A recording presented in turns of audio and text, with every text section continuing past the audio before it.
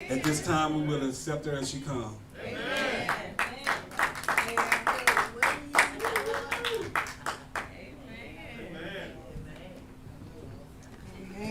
Amen.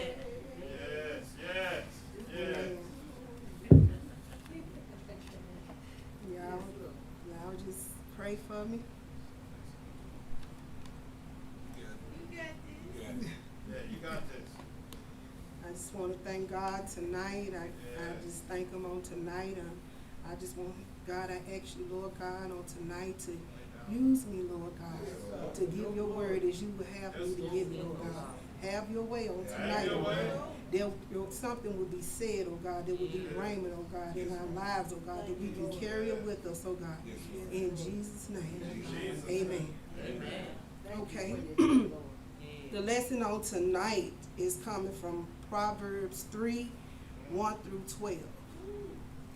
And so I'm going to read it tonight. Okay. My son, forget not my law, but let thine heart keep my commandments. For length of days and long life and peace shall they add to thee. Let not mercy and truth forsake thee. Bind them about thy neck, write them upon the tablet of thine heart. So shalt thou find favor and good understanding in the sight of God and man. Trust in the Lord with all thine heart, and lean not unto thine own understanding. In all thy ways acknowledge him, and he shall direct thy paths. Be not wise in thine own eyes. Fear the Lord and depart from evil. It shall be health to thy navel and marrow to thy bones. Honor the Lord with thy substance, and with the first fruits of all thine increase. So shall thy barns be filled with plenty, and thy presses shall burst out with new wine. My son, despise not the chastening of the Lord, neither be weary of his correction. For whom the Lord loveth, he corrected, even as a father, the son in whom he delighteth. Amen. Okay, tonight tonight's lesson is righteousness and wisdom. And when we read, when we go through Proverbs, we know majority of Proverbs was written by King Solomon. And King Solomon wrote he wrote chapters 1 through 10, first of all. And he wrote these chapters, he wrote them mainly, he was writing them for his son. And we all know that in the word it says King Solomon was the wisest king. If we go back and we read First Kings, it tells us that he had a dream. I'm not going to go into great detail of it, but it tells us he had a dream, and God asked him, what would you have for me to do? And he asked God for wisdom to judge, be able to judge the people right. And so that touched God's heart, that he didn't come to him asking him for something for himself. Something, like God grant me great wealth and grant me, great houses. And he didn't ask for none of that. He wanted wisdom to be able to deal with the people. And so God told him he was going to be the wisest of them all, before and after, until Jesus came on the scene. So tonight, when we first start in the lesson, and he's writing this to his son, we can look at this chapter and know that this is for us right now. These words that he was speaking for his son was like words that God was speaking for us. And they can also be used as words that we can teach to our own children. So when the very first thing he said is my son. So that was used like a term of endearment. My son, and I added my children. Because if it's coming from God, he's including all of us. So, he said, forget not my law, but let thine heart keep my commandments. And that's throughout, when God first gave us the first commandments, he told us to obey and to keep his commandments. And that's what he wants us to do. He wants us not to forget the law that we know in the Old Testament, but to remember those things. Pastor has been teaching from the Old Testament, because it's important that we know those things that God will have us to know in the Old Testament as well as in the New Testament. And so even when Jesus came back, Jesus said, he said he came to fulfill the law. And he also gave us some more commandments to follow by. So he said, for length of days and long life and peace shall they add to thee. So you will have in other words, he's telling us, your days shall be long. You shall have long life and you shall have peace. Now, we all know that we all go through some things. But when we go through these things and we go through them with God, he gives us the peace to be able to go through them. He gives us the peace to be able to deal with this and deal with that. As long as we keep our minds and our eyes stayed on him, as long as we keep his word, as David said, you know, your word have I hidden in my heart. You know, as long as we keep his word in our heart, you know, we can make it to this point, to the next point, to the next. And that's the purpose of, really, when we first get saved. I remember asking when I first got saved, and they was telling us to read the word, you know, and I said, well, where should I start? Where should I start? The first thing they told me to start was in Proverbs, because Proverbs really, it teaches us how to live our life daily, what to do, you know, how to give God honor, how to respect his commandments. And so that was the first thing they said. Then they said, move over to Psalms. And so he said, let not mercy and truth forsake thee. Bind them about thy neck. Write them upon the tablet of your heart. That means his word needs to be in us and with us at all times. Because when we wear a necklace, when we have that necklace on, that's how we should have his word in us. His word should be with us at all times. You know, and so once his word come into our life, and we're writing it down and we're binding it up and we're constantly studying his word, not only will we have his word to live by, but his word also changes our character.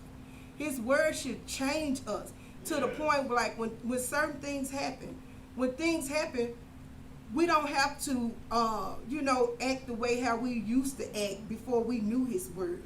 We can go to his word and we can act the way he would have us to act. We can do what he would have us to do.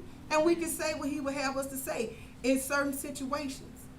You know, I'm not saying we are all perfect, but this is what he will have for us to do in our life. You know, it says, so shalt thou find favor and good understanding in the sight of God and man.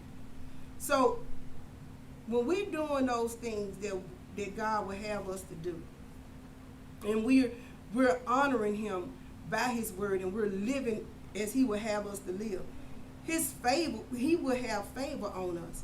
And his favor means that he's acceptable of us. He's accepting of us. He's accepted us. You know, and so he said you will have good understanding, not only with just God, but also with man. When they talking about understanding in this text, good understanding in this text means a good reputation with man. Because when our character change over, when we're doing what God will have us to do, you know, and they know our character, they'll say, no, that can't be Sister Brooks. Sister Brooks didn't do that. We know Sister Brooks didn't say that. We know she didn't say that. You know, or no, you didn't see Minister Rowley last night in no club. No, because we know their character. You know, we know who they are in Christ. You know, and so that's when we find favor in God, that's better than all the riches in the world. That's better than anything. I would rather have God's favor more than all the money in the world, more than anything. Because his favor, when he have favor on you, it's as if you can think a thing and it will happen. You know, you can think, oh God, you know I just need a raise. You don't even really have to like gather everybody up and pray about it, because he's found favor for you with you. And so when he find that favor with you, you can think it and it'll just happen, and you just start giving God glory and giving him honor. Like, God, I didn't even tell nobody about this. I just thought it and it happened. You know, and that, you know, and so that's why I would want to have his favor more so than saying, God, bless me with this great big old house. Bless me with this. God, bless me. I want your favor. You know, it said, trust in the Lord with all thine heart and lean not unto thy own understanding. All through the word, it tells us to trust in God, trust in the Lord. Trust him in everything. That means we giving up everything we think we are, everything we think we know. We don't know nothing apart from God. And that's a lot of times where we mess up it. Well, I figure God would want me to do this like this. No, that ain't what he said. Amen. When we trust him and we give up everything and we surrender all that we are unto him, that's trusting him. He said, trust me, trust him with your whole heart. Yes. In Proverbs 3, it said, trust him with your whole heart. That means with everything. Yes. All that you are, all that you think you are, you trust in him even before you make a step, even before you make a move. You know, and I always reflect back from when I first got saved, because I thank God for it. I thank God for the different things I had to go through. I thank God for being able to watch different saints and stuff and hear different testimonies. And by me working at home now, it's like soon as my feet hit the floor, I'm like, God, thank you. I need your help on today. Maybe some stuff I may not remember, but I need you to bring it back to my memory. You know, and thanking him for waking me up, you know, to be able to work, being able to have a job, for one thing, you know, and I just thank him for that. Like the other morning, our lights went out at 4 o'clock in the morning. We had a power outage. And it's like my body can hear when everything just shut off. Soon as everything shut off, I woke up. I was bright-eyed, bushy-tailed, as if I hadn't even been to sleep. And so Philip said, well, I'm finna ride around and see how far this, how wide this went.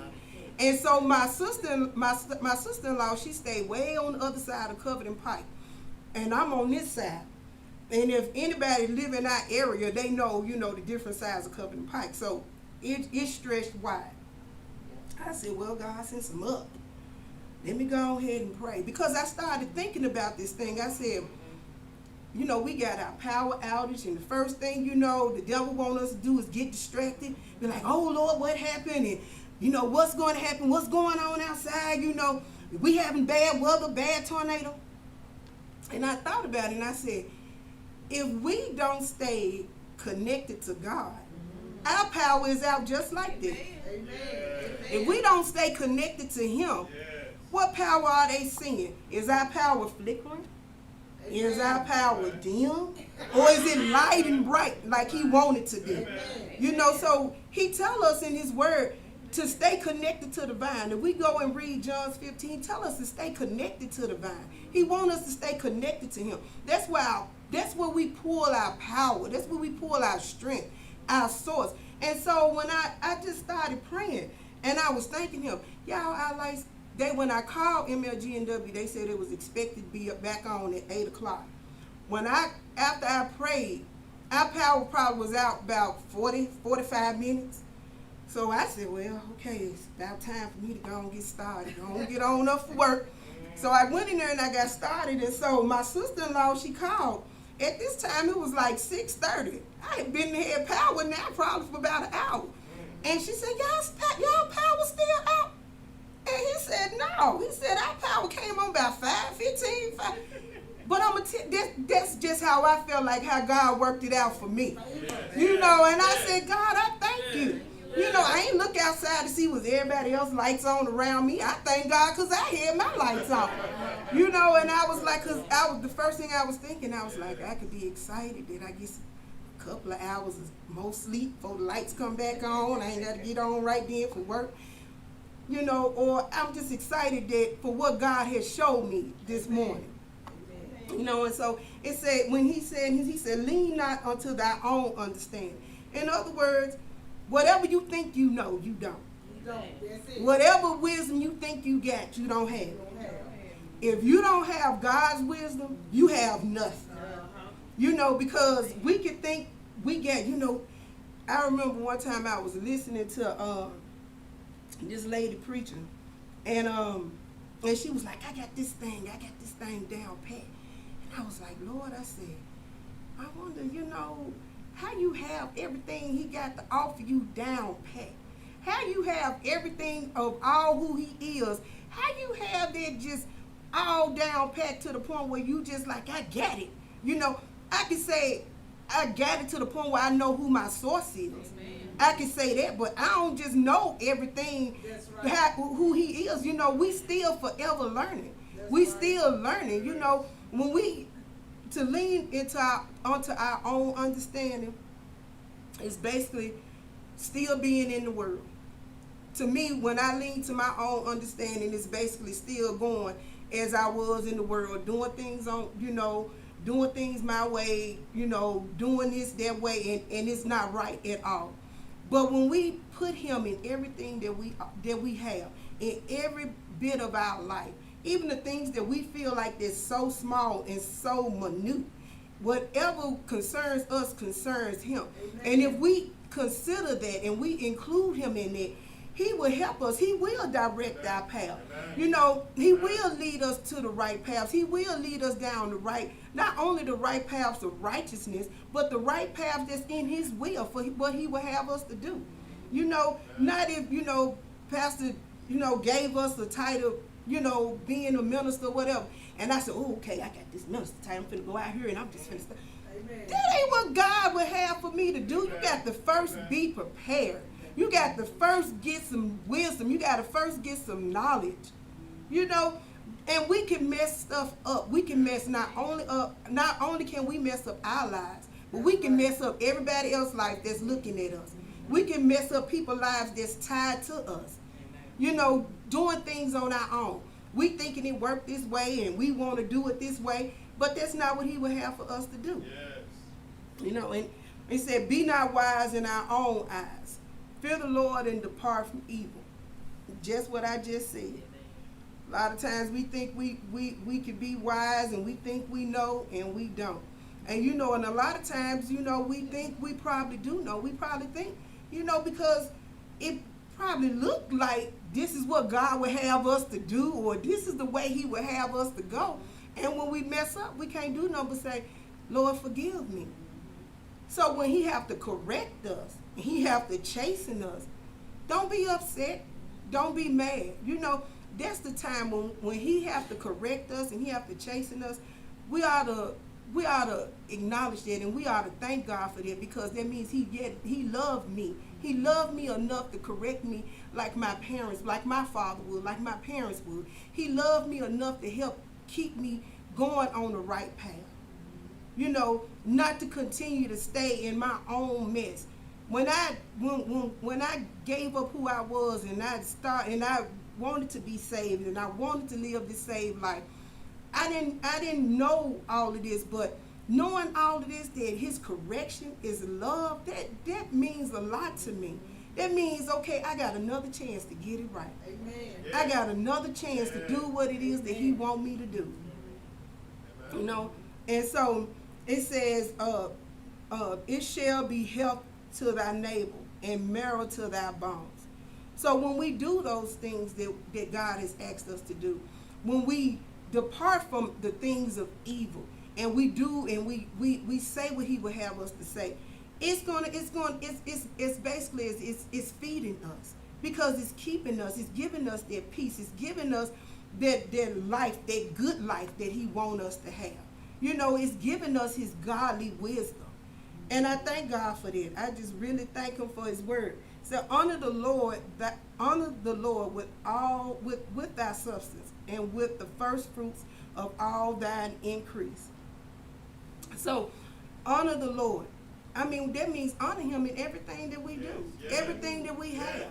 Yes. In all thine increase. That means anything, not just money, not just your first increase of money, but anything that he do to increase you. You honor him.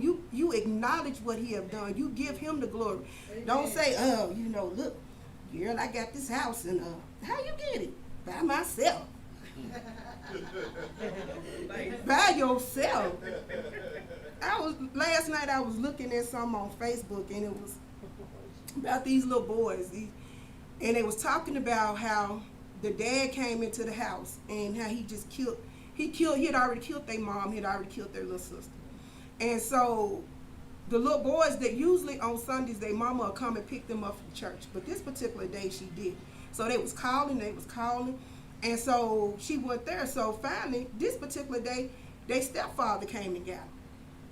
So when he came and got them, they was wondering, like, they was like, this was different because they ain't see their mama. Now, remember I said they just came from church. And so the first little boy, he was the youngest one. And when the investigator was asking him what all happened, he said, well, he kept picking up this knife, and I don't know if he was turning it the wrong way, because he said, I don't know if it was a butter knife, because the knife would not slit his throat. He kept trying to find a knife that would. So finally the knife broke. And so the investigator said, she said the knife broke. She said, how did the knife break? He said, God did it. He said, God broke the knife. Y'all, that did something to me right then and there. He said, God broke the knife. And he was only 9. And so I started shouting, and I forgot, my husband was right next to me sleeping. He was like, what's wrong? And I was like, it's okay, go back to sleep.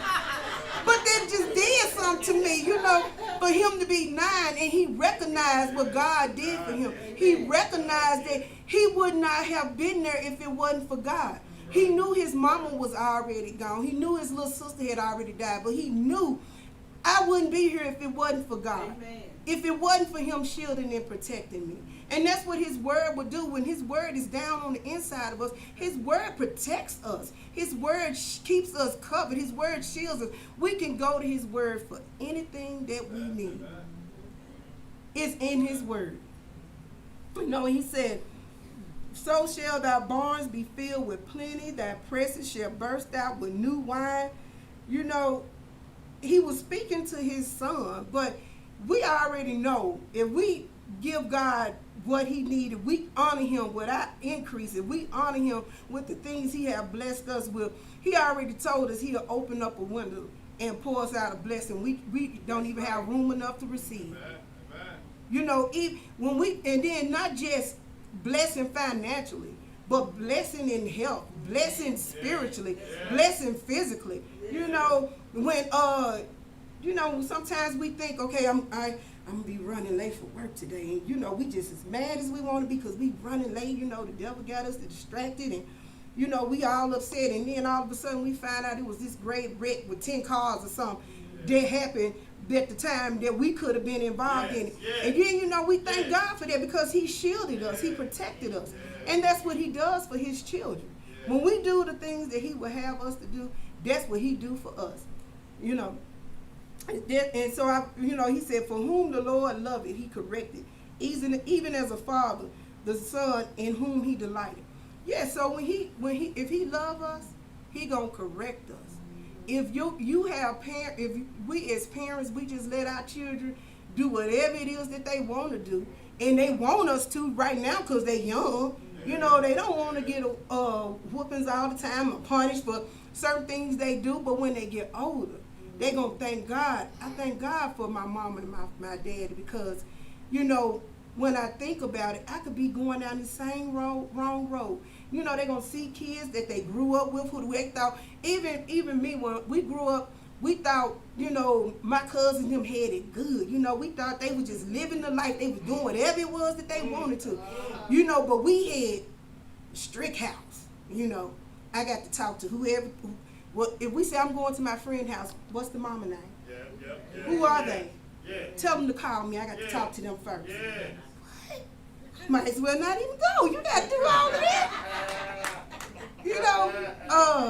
Well, Mom, they want us to, the girl, she in my class and she having a slumber party for all the girls. A slumber party? Girl, you're not going to nobody's house. And she was saying just like that. Here we are upset. And we thinking like, we can't never do nothing fun that everybody else doing. Everybody going to the slumber party, going to be talking about it tomorrow in school. What could I say the reason why I went there? My mama wouldn't let me go. And that's how we thinking, But we not realizing, we didn't think about it. I know I didn't think about that until I got older and I had my own children. And the things that's going on in the world. No, you're not going to anybody's house because I don't know who's there, what's going on. That's right. No, you cannot go with so-and-so. No, I have to talk to them first because I need to know what adults is going to be there. And so I started doing it. So my kids wouldn't even ask me to go certain places because they was like, she don't want all this information I don't even have, and I might as well just not even say nothing. Because that was the truth. But y'all, that's really all I have tonight. God just want us to have his wisdom. He want us to walk in his knowledge. He want us to have his wisdom, not our own.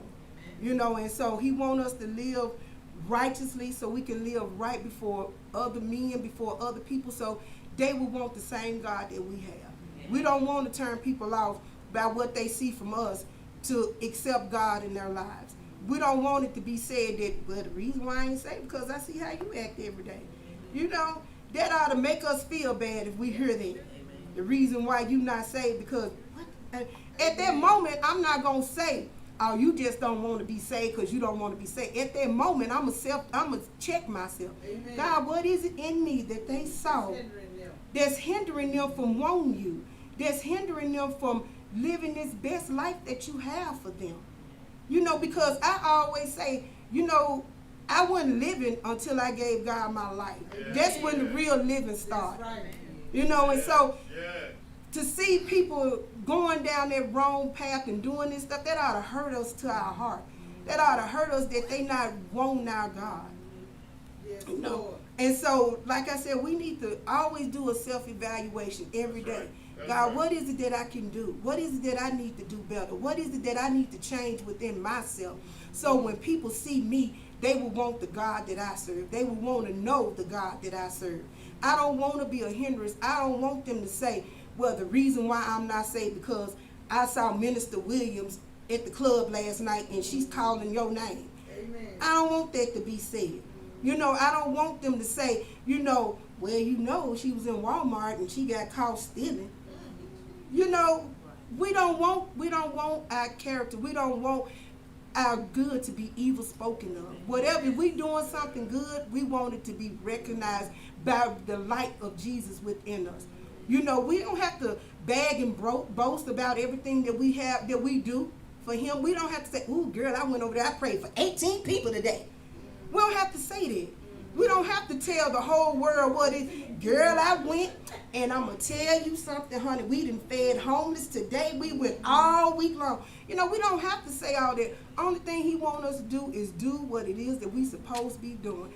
Find ourselves doing what it is we supposed to be doing. And whatever it is that you're doing in the dark, he going to reward us openly.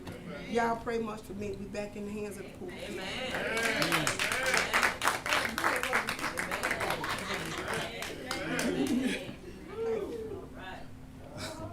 Amen.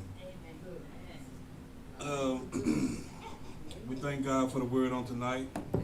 Thank you all that joined us virtually as well as in person. Now we're going to prepare our hearts to give. You that are virtual, we ask that you let the Lord speak to your heart concerning your giving. Anything that you give will be a blessing. You can give via Givelify as well as online at our website, topmemphis.org, by clicking the online giving tab. Or you can mail it in to Temple of Praise, 2948 North Stage Plaza, right here in Bartlett, Tennessee. Anything the Lord lays on your heart will be a blessing. We thank you again for joining us, and we'll see you soon. We would like to take this opportunity to invite you to share with us in this time of giving. You can do so via Givelify from your mobile device or by logging onto our website at topmemphis.org and clicking on the online giving tab. Anything the Lord lays on your heart to give at this time would be greatly appreciated. Thank you, and may God continue to bless you.